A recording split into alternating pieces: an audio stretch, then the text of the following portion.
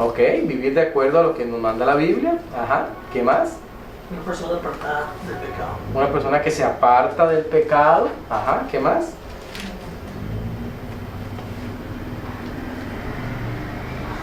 Alguien que no se conforma al mundo. Alguien que no se conforma al mundo, ¿verdad?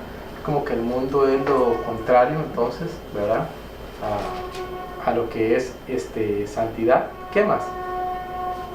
Una vida de integridad, Integridad, ajá. buscar ser lo más parecidos al carácter de Cristo.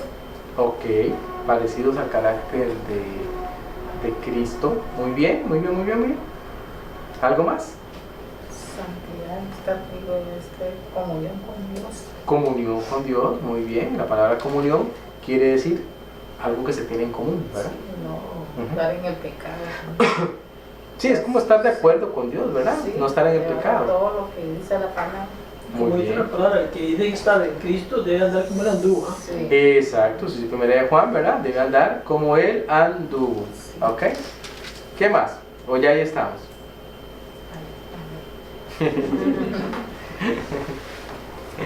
Ok. Entonces,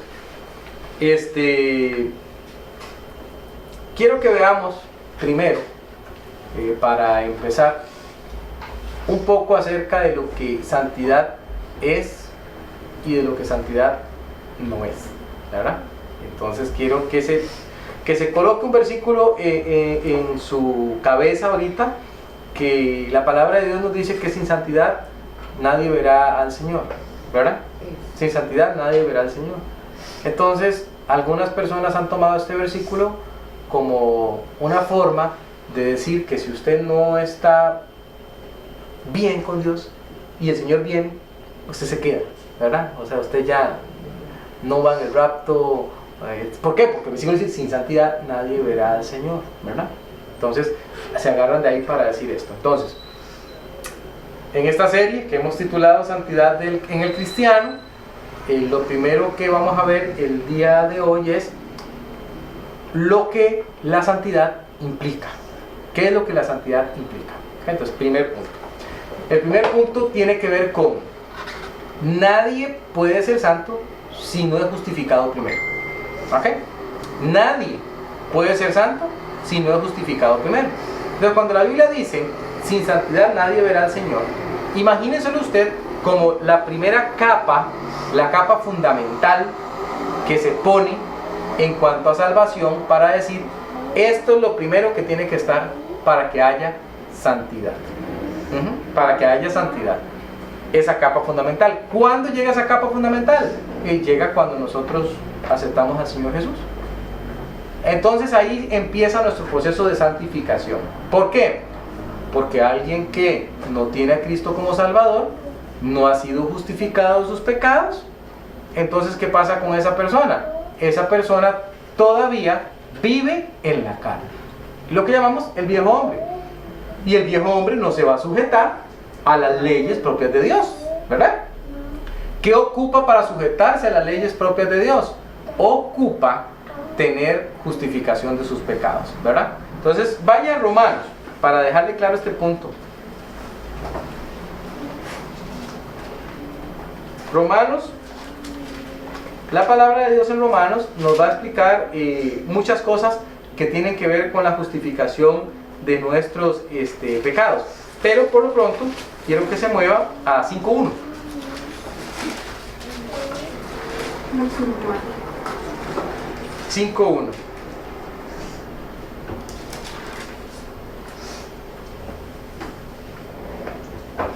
¿Sí? Dice, justificados pues por la fe, tenemos paz para con Dios, por medio de nuestro Señor Jesucristo. Por la fe tenemos paz para con Dios, porque ya hemos sido salvos. Eso ya lo hemos visto antes, ¿verdad? Ve ahora el 8. Mas Dios muestra su amor para con nosotros, en que siendo aún pecadores, Cristo murió por nosotros. Pues mucho más, estando ya justificados en su sangre, por Él seremos salvos de la ira, ¿verdad? La palabra de Dios nos dice que aquellas personas que aún siguen en sus pecados van a experimentar la ira de Dios, ¿verdad? Eso también ya lo hemos visto nosotros acá. Cuando usted es salvo, ya usted tiene muchas cosas que han pasado. El nuevo nacimiento y todo El eso. nuevo nacimiento, el hecho que todas las cosas son hechas nuevas, la reconciliación, la Cambio de paz, hábitos. ¿verdad? Cambio de hábitos, etc. ¿Cómo es que ocurre todo eso? Y la palabra de Dios dice en Efesios 1, 13 y 14 que es porque el Espíritu Santo de la promesa es sellado en nosotros, ¿verdad? A partir de ahí, eso es lo que yo llamo la capa fundamental, nosotros tenemos, como quien dice, todo lo que se ocupa para poder permanecer separados del pecado. A ese proceso es el que llamamos santificación. Es decir, el estar buscando, estar separados del pecado todos los días. Todos los días. Pero esa capa fundamental, esa capa que nos pone la salvación, ya nos hace santos. ¿Ok? Entonces yo quiero que esto lo entienda muy bien, porque eso es lo que hace explicar, o lo que permite explicar, lo que Hebreos dice, que sin santidad nadie verá al Señor. O sea, Porque sin nosotros haber ya sido tenemos salvo. capacitados, hermano, para No, vivir esto, exacto. porque tanta contaminación que hay en este mundo, a veces somos invadidos, hermanos. Totalmente, o sea, sin santidad, sin Cristo. Sin santidad, sin que Cristo haya puesto el Espíritu Santo en nosotros, es imposible que veamos a Dios. ¿Ok? A eso es lo que se refiere ese versículo. O sea, sin que yo tenga a Cristo para poder tener una vida de santidad, yo no voy a poder ver a Dios. Entonces, una persona sin Cristo no puede cumplir aquello de ser santos, porque yo soy santo. Sed santos en toda vuestra manera de vivir. No, ¿cómo lo va a cumplir? ¿Cómo lo va a cumplir? Sí. La santidad de Dios no ha sido colocada en esa persona en el sentido de que el Espíritu Santo le ayude a hacer eso que está demandando el Señor. ¿Está bien? A eso se refiere ese versículo. Eso es lo que yo llamo esa capa fundamental. Pero ahora vaya a Primera de Tesalonicenses. Vamos avanzando al segundo punto. 4:3. Y aquí vamos a aprender que la santificación es la voluntad de Dios. Ese es el segundo punto, ¿verdad? La santificación es la voluntad de Dios. Entonces, hoy estamos aprendiendo qué es lo que significa ser santo, qué es lo que implica santidad. ¿Qué es? Ajá, Primera de Tesalonicenses 4:3. Amén. ¿Quién me lo lee fuerte? La voluntad de Dios es vuestra santificación, que os apartéis de fornicación. ¿Vio la primera parte de ese versículo? ¿Qué es la voluntad de Dios? La santificación nuestra. Tenemos que movernos en santidad. Ahora, preste mucha atención que es lo que Dios quiere que pase. Por eso dice que es su voluntad. Entonces ningún creyente podría decir, yo estoy exento de buscar la santidad en mi vida. No tengo que, ¿verdad? O decir, ya yo estoy libre de los pecados, ya yo no tengo por qué buscar la santificación, ¿verdad? Puesto que dice que es la voluntad de Dios. Entonces a veces la gente dice, yo quiero buscar la voluntad de Dios, yo quiero hacer la voluntad de Dios. Ok, apártese del mal. Eso es lo que Dios quiere que usted haga. Aquí lo dice, ¿verdad? Esa es su voluntad. Y pone un ejemplo particular, en ese caso para los tesalonicenses, que era el hecho de que estaban fornicando.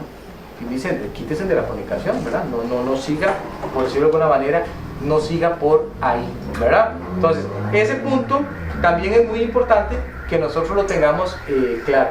Es la voluntad de Dios que cada ser humano se aparte del pecado. Ahora la pregunta es, ¿y qué pasa si el ser humano peca? O sea, ¿cómo vuelve a restablecer su santidad con Dios? ¿Cómo vuelve a establecer la comunión con Dios? ¿Cómo vuelve a establecer su paz con Dios? Porque está truncada.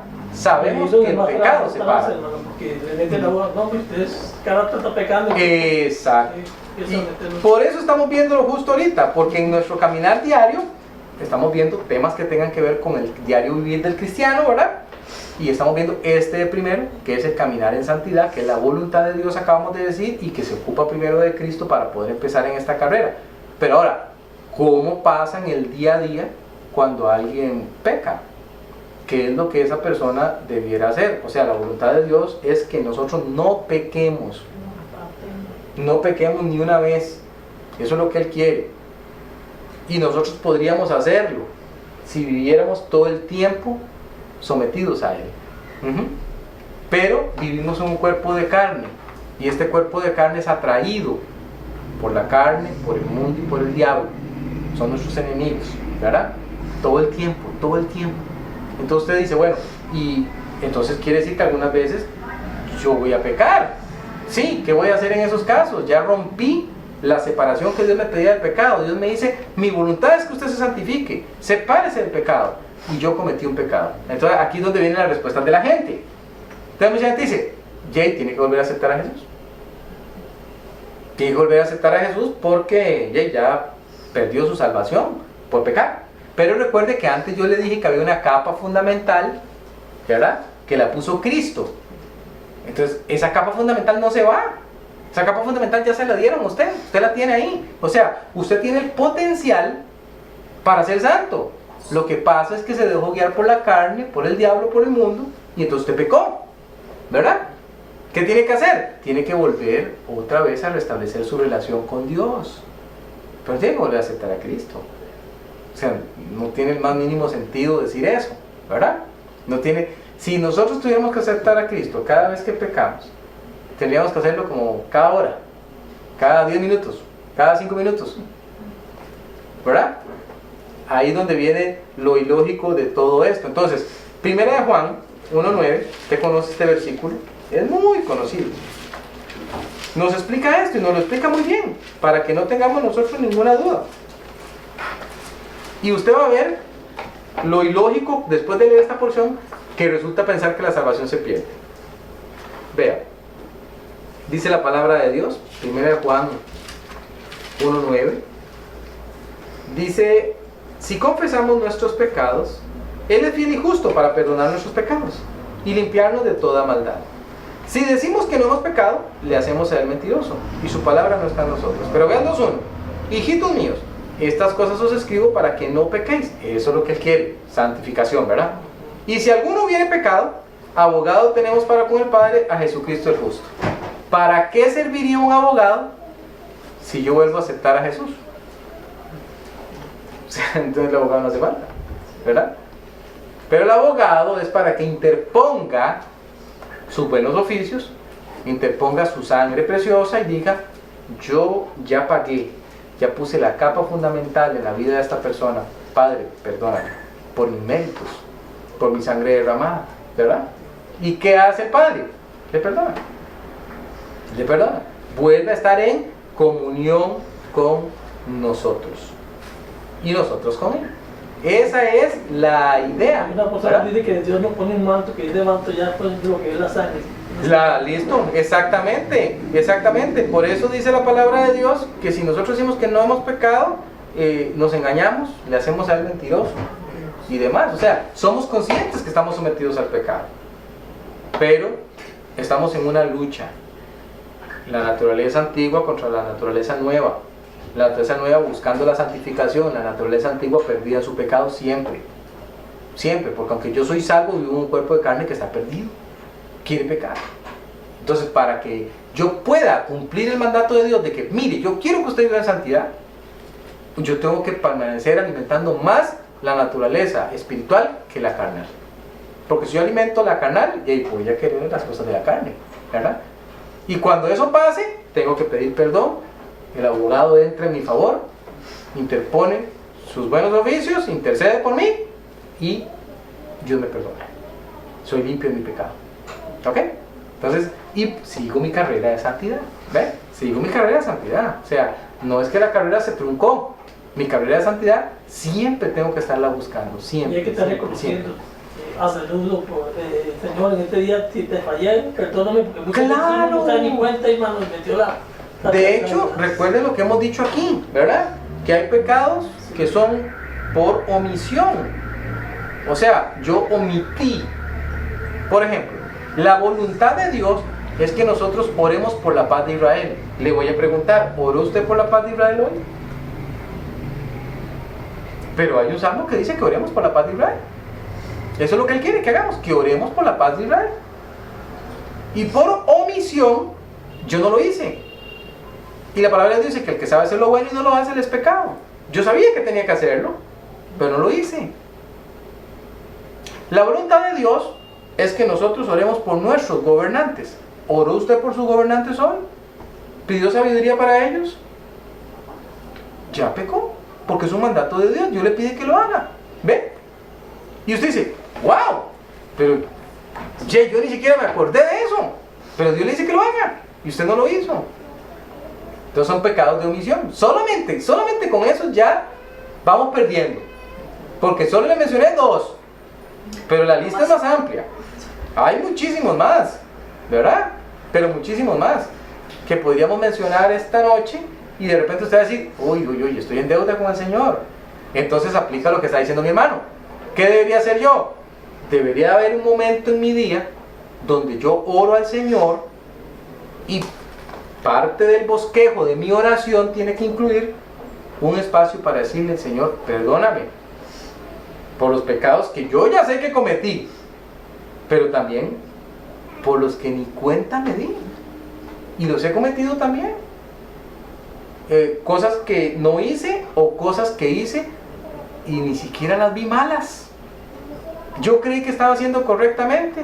Eso me decía una señora, por ejemplo, un día, ahora que hasta en la tele sale, ¿verdad? Un día esto estaba viendo que en la tele salió, cuidado con prestar fianzas. Y yo decía, ya la Biblia se había adelantado a la tele, porque la Biblia dice eso desde hace miles, literalmente miles de años. No salgas por fiador de nadie. No salga por fiador, ¿verdad? Ahora, una persona decía, yo cometí ese error, Ronnie, de fiarle a alguien. En ese momento pensé que era un error. Hoy día me doy cuenta que es un pecado, porque Dios me dijo que no lo hiciera, y si yo lo hago estoy pecando, porque Él me pidió que no lo hiciera. Entonces puede ser por ignorancia también.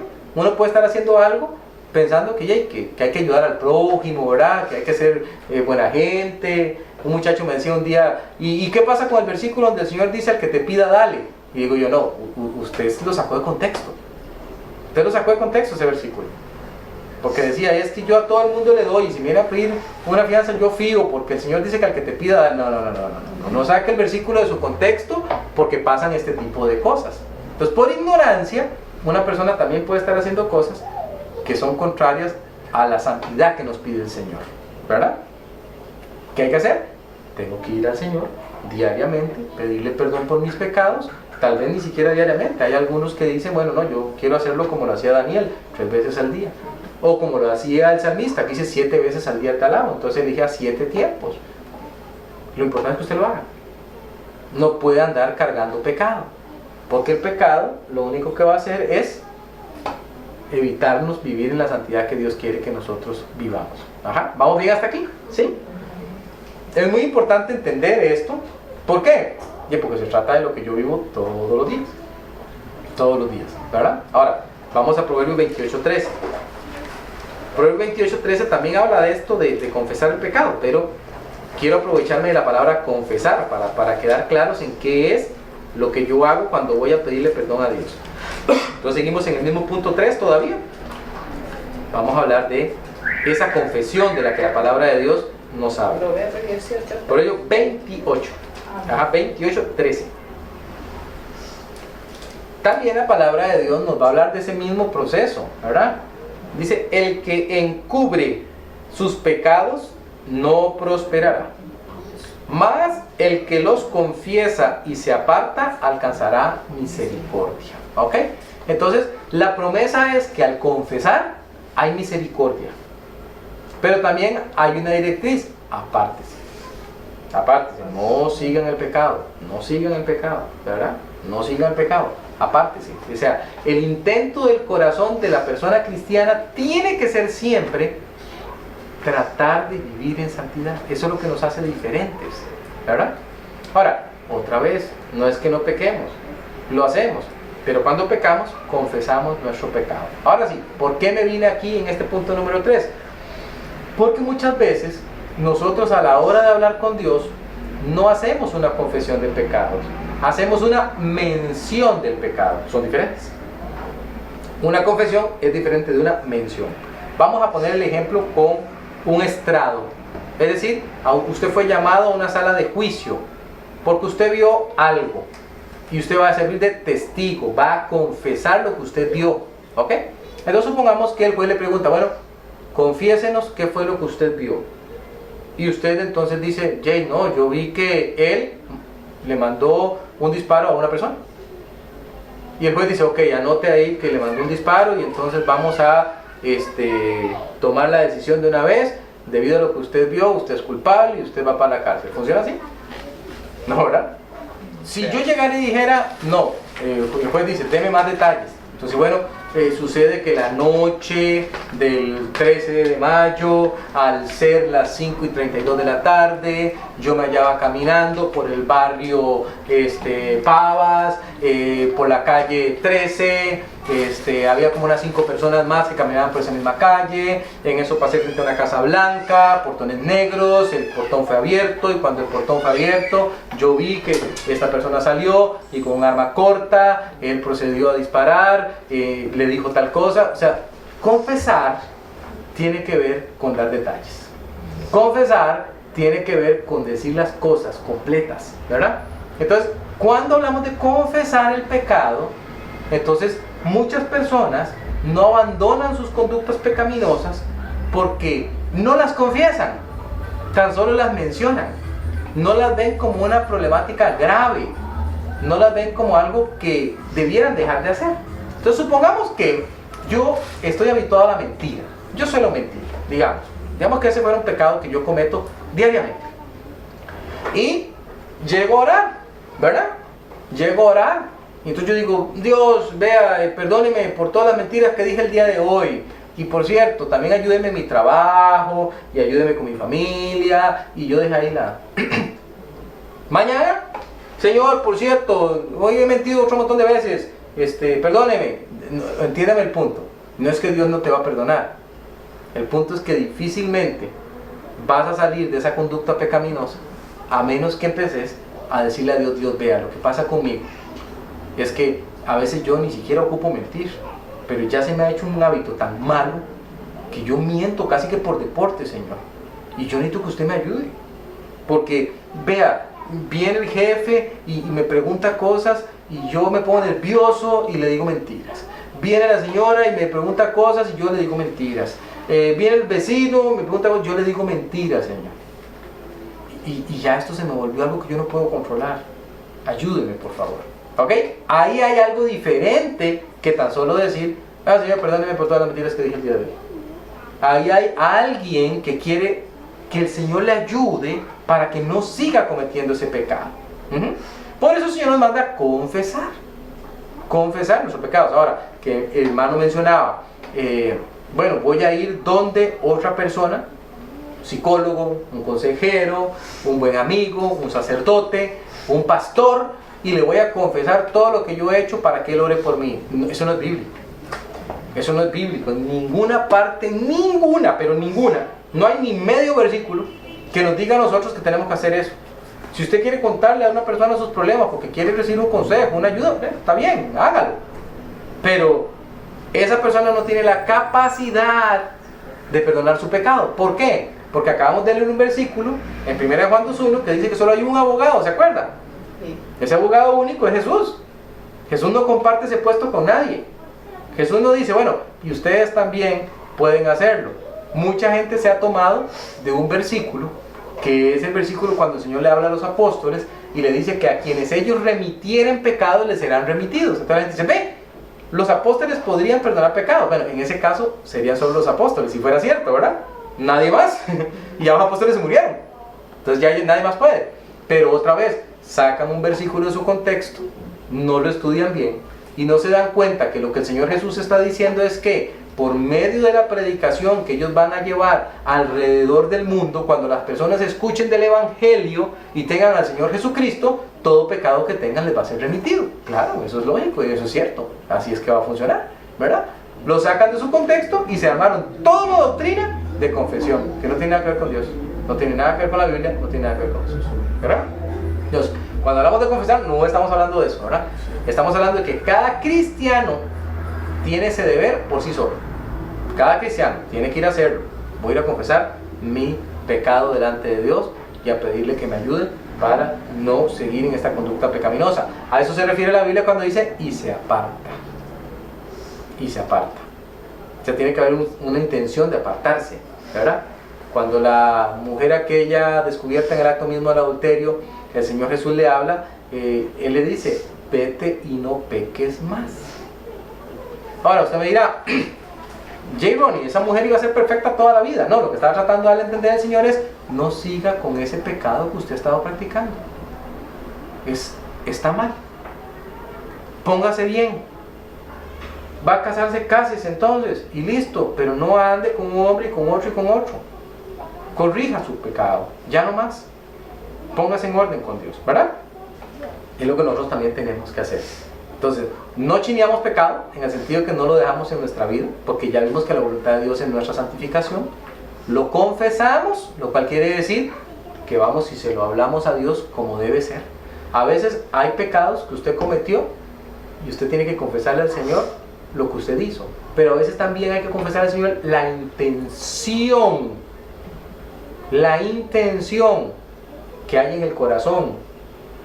Por ejemplo, bueno Dios, yo vea, he mentido, lo que le decía antes, he mentido, miento mucho, Señor, pero más allá, imagínense que ya hoy me puse a pensar que tal problema que tengo, le voy a decir tal cosa al jefe, lo voy a engañar y le voy a decir esta mentira, Señor, hasta ese punto he llegado, he planeado y yo no quiero hacer eso. Aún eso hay que confesárselo al Señor.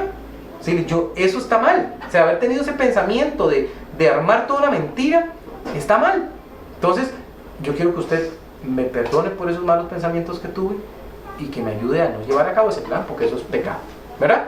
Entonces las intenciones del corazón también. Por eso dice la Biblia que ella es la que discierne las intenciones del corazón, ¿se acuerdan? Hebreos 4:12, ¿no? Que es como espada de dos filos, ¿se acuerdan? Y dice que discierne las intenciones del corazón. Por eso tenemos que estarla leyendo, porque por medio de ella nosotros vamos a vivir una vida correcta. Pero eso ya será tema de nuestra próxima lección.